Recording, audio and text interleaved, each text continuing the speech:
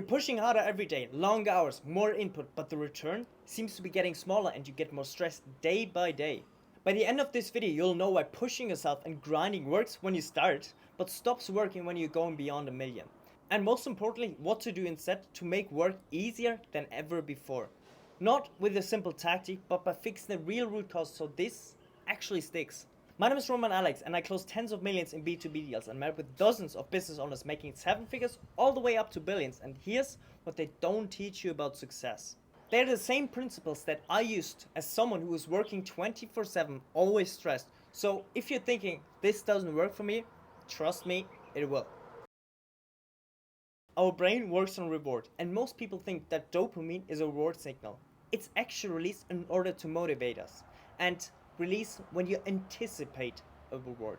At one point in your life, you started your business and personal development journey, and starting was hard, so you pushed yourself, you started grinding, and you got some initial results. So you pushed yourself some more, and you got more results, and probably way above average results. But now you push harder, but it doesn't work the same anymore. It becomes a problem when that anticipated reward never comes. You're probably familiar with this. You pushed yourself and got a reward. And what did you do? Did you actually get a reward? Did you celebrate? Not really.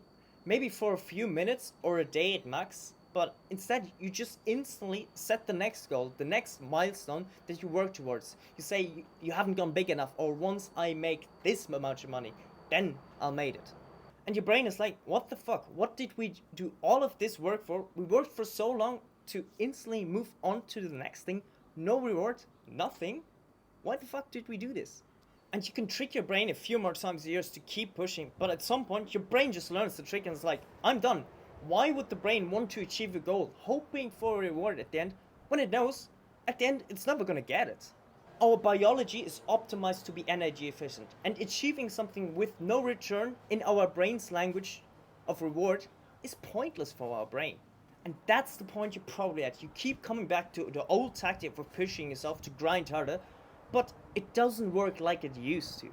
And just to be clear, the problem is not the goal setting and achieving it. That is great. The problem is the instantly moving on, the never celebrating, that trains your brain. Why work hard when there is no reward?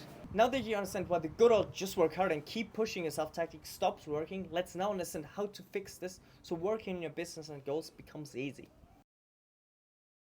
Most people at this point try to fix it with positive thinking, affirmations, mindfulness. The problem, they are all not solving the root cause issue. Every high achiever has run into this situation. Why does celebrating feel so damn hard?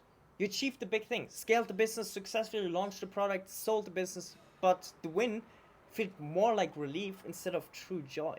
You celebrate with the team maybe, smile to the cameras, but inside you're like, what's next? How do we get to the next level? This is now the new standard. So what is the root cause? And this might sound a bit counterintuitive, but follow me on this. Positive emotions don't feel safe to you. And you might be like, I want to feel good though. And rationally, you might want to feel more joy and peace and whatnot, but your subconscious and nervous system sees this as dangerous and will literally do anything to avoid it. Have you ever thought any of these things? I have to win or I'm not good enough, man enough, not successful enough. Let me show them. I can rest once I made it. I'm not worthy of respect unless I build this business. What if I'm too happy? Will I lose my drive and stop achieving and become a failure? If you ever said any of these sentences to yourself, you probably tie your self-worth to your success. It's a subconscious belief that you're only enough as a human if you achieve.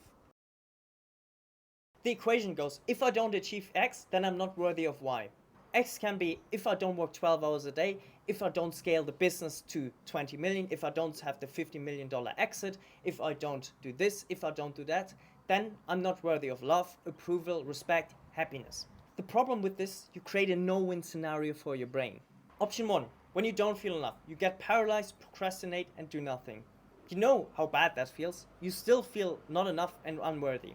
Option 2, you don't feel enough, so you set a goal, and then you actually achieve the goal. And you end up celebrating for maybe 5 minutes, but move on instantly, increase the goalpost, set the new goal, and again, you feel not enough and unworthy. So no matter what you do, you lose. And your subconscious brain knows this. Your brain is like, fuck you. Why would I play a game I cannot win? It knows whatever I'm gonna do, it's not gonna get a reward. So why bother pushing for nothing? So what's the way out? There's only one that will sustainably solve this. By fixing the root cause. By eliminating a bullshit belief that you're only good enough unless you achieve. By healing the belief and emotions behind your conditional self-worth. And you might not say, but what if I heal too much? Won't I stop hustling so hard? Won't I just be lazy and watch Netflix all day? The insecurities are the reason I push so hard, or some version of this. Well, let me tell you this. I was in the exact same position and I said the exact same thing. And turns out it's entirely backward. When you tie your self-worth to your success, work becomes like a compensation strategy to finally feel worthy. Every small failure or potential mistake is not just something gone wrong, something we can improve. It's literally existential risk for your identity. Because if this doesn't work, then you're a piece of shit. Then you're unworthy, a failure. Imagine having a boss that stands next to you and insults you, doubts you, and shouts at you 24/7. How fucking motivated would you be to continue to work? Not at all, obviously, but when it comes to our own mind and our own inner critic, we think that is the fucking best strategy we can come up with.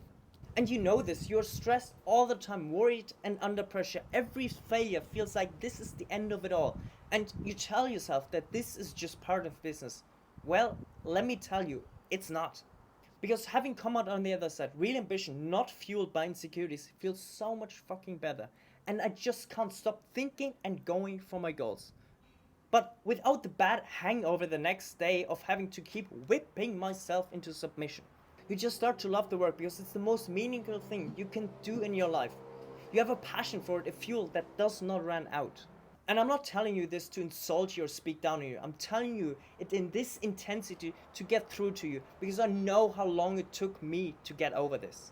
So please hear me when I tell you this. Proving yourself and pushing yourself, it helped you to get started, but it's time to use a better strategy. Now that you understand why fixing your conditional self-worth is so essential to not only become happier, but also more successful, and how needing to prove yourself, grinding and whipping yourself into submission is counterproductive. If you want to learn the step-by-step method I used to solve my conditional self-worth in one weekend for good, forever, watch this video.